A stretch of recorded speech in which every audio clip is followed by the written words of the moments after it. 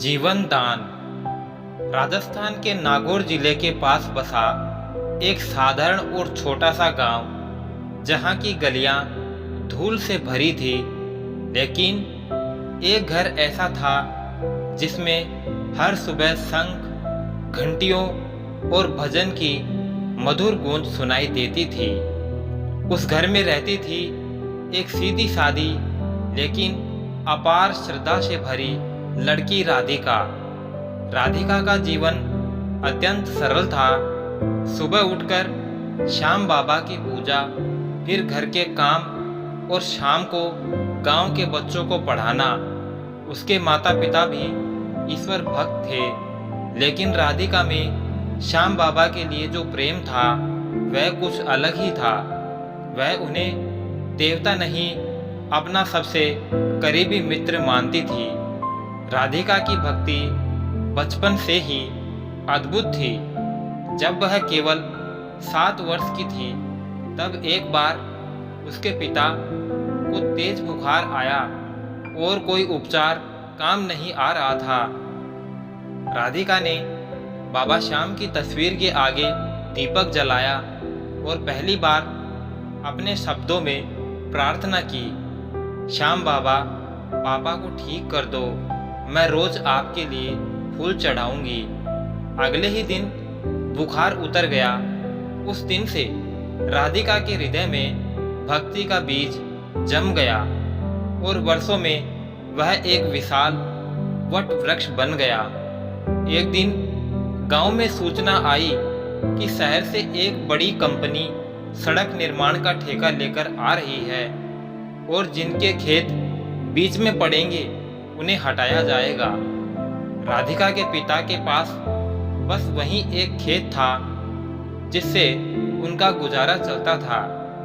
अब घर पर संकट मंडराने लगा।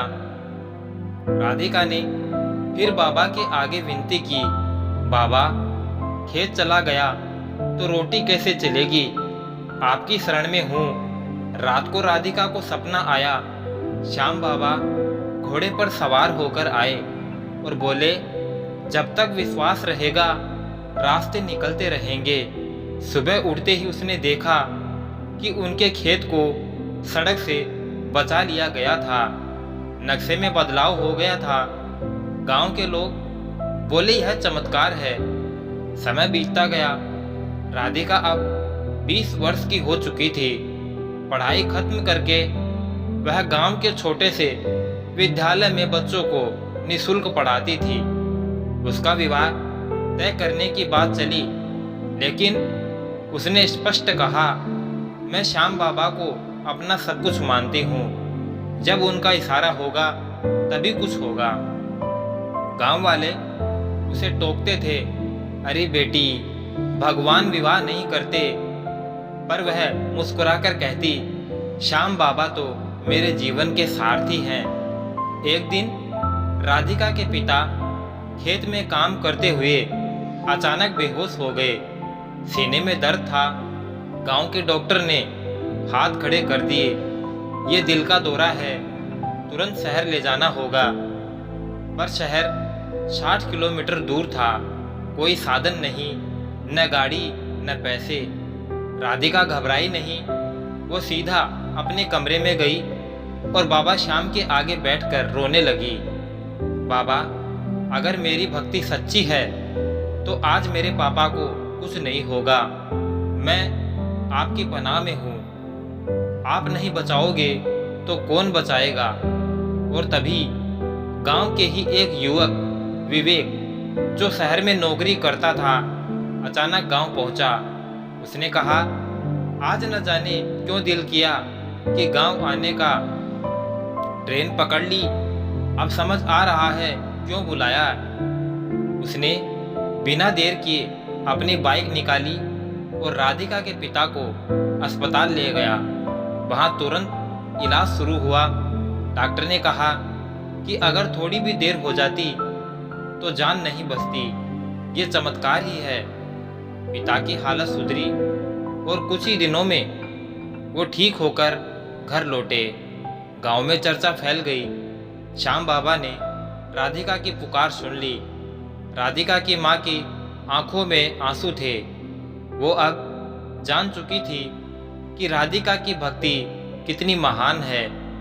राधिका ने पिता को बाबा श्याम की तस्वीर के सामने बैठाया और कहा, इनकी कृपा के बिना तो मैं अनाथ हो जाती बाबा। आपने ही मेरी पुकार सुनी।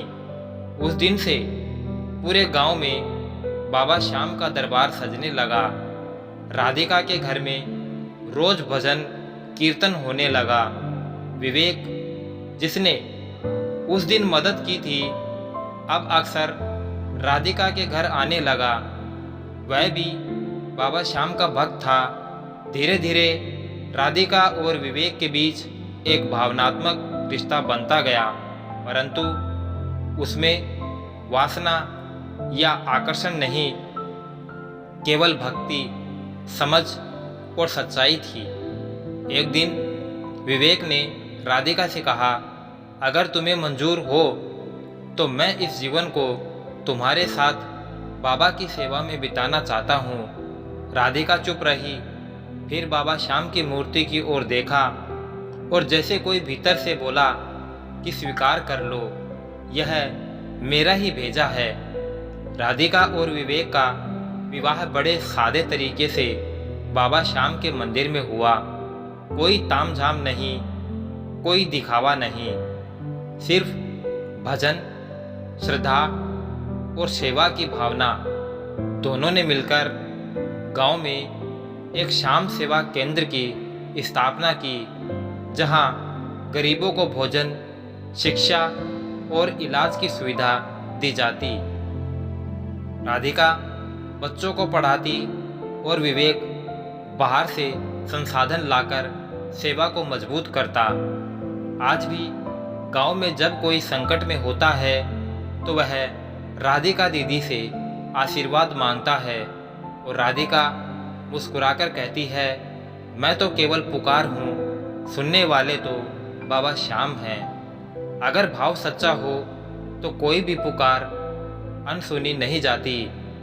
गांव में हर साल फाल्गुन महीने में विशाल श्याम भजन संध्या होती है, जहां हजारों लोग आते हैं और राधिका की कहानी सुनते हैं। एक लड़की जिसने केवल पुकारा और भगवान खुद दौड़े चले आए। भक्ति की भूख रोटी से नहीं, भाव से मिटती है, और जब भूख सच्ची हो तो श्याम बाबा स्वयं प्रकट हो जाते हैं। राधिका की यह कहानी हमें सिखाती है कि विश्वास अगर अडिग हो तो मृत्यु के द्वार से भी जीवन लौट आता है। अगर आपको यह चमत्कारी कहानी पसंद आई हो तो इसे अपने परिवार और मित्रों के साथ जरूर शेयर करें। श्याम बाबा की कृपा हर उस दिल पर बरसती है जो सच्चे भाव से पुकार करता है। ऐसी ही और चमत्कारी कहानियाँ सुनने के लिए हमारे चैनल को सब्सक्राइब करें और बेल आइकन दबाना न भूलें। कमेंट करके बताइए, क्या आपने कभी श्याम बाबा का कोई चमत्कार अनुभव किया है? आपकी कहानी हम तक जरूर पहुंचाएं। आपकी पुकार कभी व्यर्थ नहीं जाती। जय श्री श्याम।